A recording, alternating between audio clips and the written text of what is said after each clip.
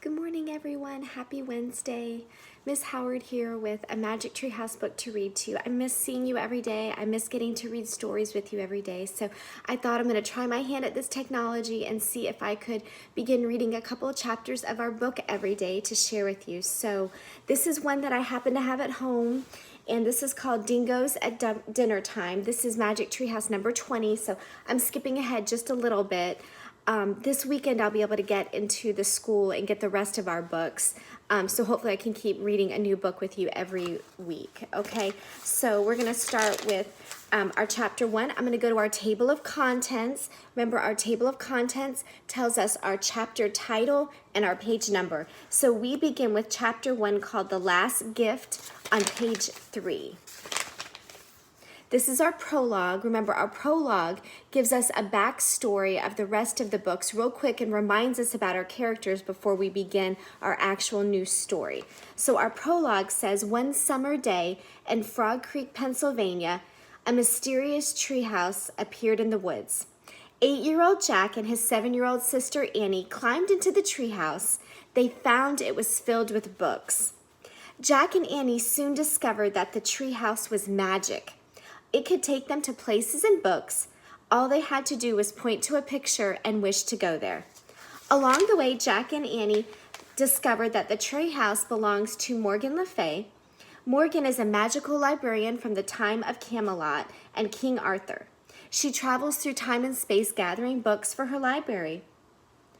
In Magic Tree House books 17 through 20, Jack and Annie must be given 4 special gifts to help free an enchanted dog from a spell. They've already received some previous gifts, and now they are about to set out in search of their last gift. Chapter 1 is called The Last Gift. Annie sat on the porch steps.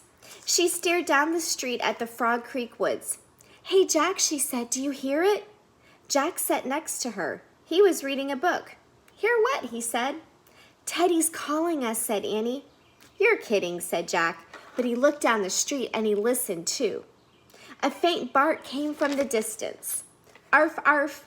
A big smile crossed Jack's face. "You hear it?" Annie said.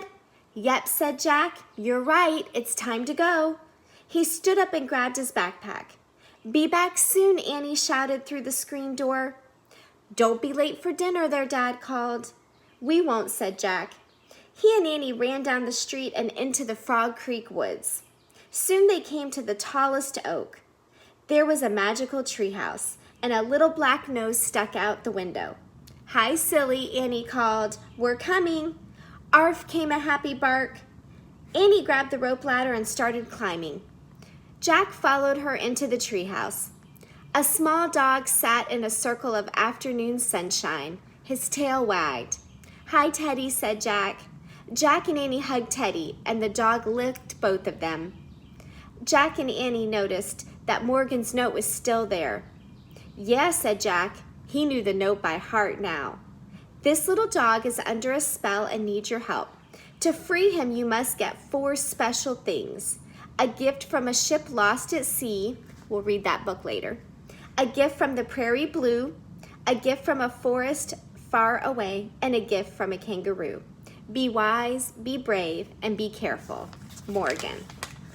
Beside the note were the gifts from the first 3 trips. I'm going to skip that because we'll come back to those.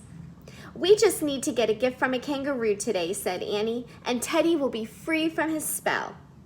"We must be going to Australia," said Jack. "That's where the kangaroos live." "Cool," said Annie. Teddy whined and scratched at a book lying in the corner. Jack picked it up. "What did I tell you?" he said. He showed the cover to Annie. The title was Adventure in Australia. "Great," said Annie. She looked at Teddy. "Ready to meet a kangaroo?" "Arf, arf." Jack opened the book.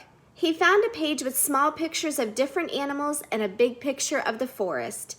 Jack pointed at the forest. "I wish we could go there," he said. The wind started to blow. The treehouse started to spin. It spun faster and faster, and then everything was still, absolutely still. And we'll start with chapter 2, Sleepyhead, later today. So I wanted to show you my sleepyhead that I have lying next to me. I'm in my kitchen, And I have a couple of my cats and one of my dogs right next to me listening to the story with us. I hope you enjoyed chapter 1, and we'll do chapter 2 real soon. We miss you all so much, and we love you. Talk to you soon.